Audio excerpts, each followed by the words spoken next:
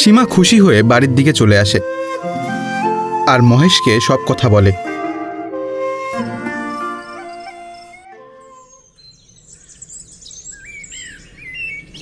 পরের দিন থেকেই ওরা ডিমের ঝোল আর ভাত বিক্রি করতে শুরু করে। যেই গ্রাহক শিখার বানানো ডিম ভাত খায় সেই বারবার তাদের দোকানে আসে। ধীরে ধীরে তাদের ডিম ভাত লোকেদের খুব ভালো লাগে আর ওদের দোকান অনেক জনপ্রিয় হয়ে ওঠে। আরে বাহ, ডিমের ঝোলটা তো দিদি অসাধারণ বানিয়েছো, খুব ভালো লাগলো খেয়ে। সত্যি, বাড়িতে যাই খাই না কেন, যতক্ষণ না এই ডিম ভাত খাবো ততক্ষণ আমার পেট আর ভরে না। আমাকে আর একটা ডিম দাও দিদি। আরে হ্যাঁ, নিন না। সীমা, এখন যা গ্রাহক আসা শুরু হয়েছে, আমার মনে হচ্ছে আর কিছুদিনের মধ্যেই আমরা আমাদের হোটেল আবার কিনে নিতে পারবো।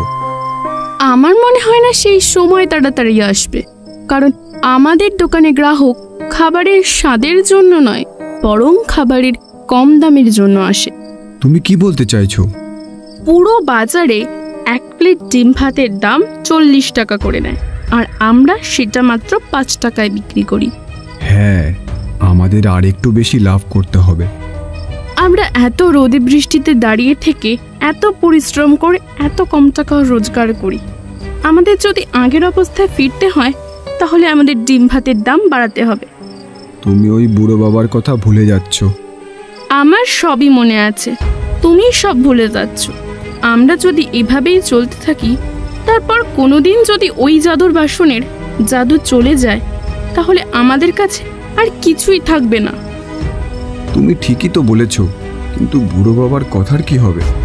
যদি ওনার দেওয়া জাদু সত্যিই চলে যায় তাহলে?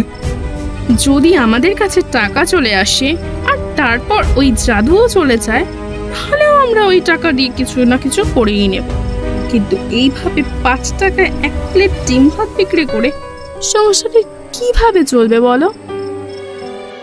সীমার কথা শুনে মহেশ ডিম ভাতের দাম 5 টাকা থেকে 10 টাকা করে দেয়।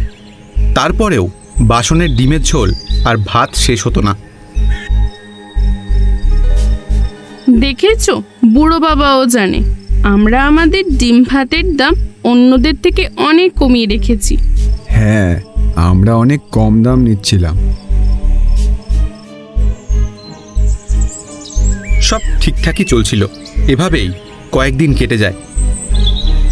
কিছুদিন পর একদিন আবার সীমা বলে, আমার মনে হয় এখনো আমরা আমাদের ডিম ভাতের দাম কম রেখেছি।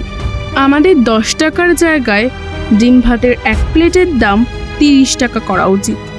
হ্যাঁ, সব কিছুর দাম যেহেতু বেড়েছে, আমারও মনে হয় আমাদের ডিম ভাত 10 টাকা প্লেটের জায়গায় 30 টাকা প্লেট করলে ভালো হয়।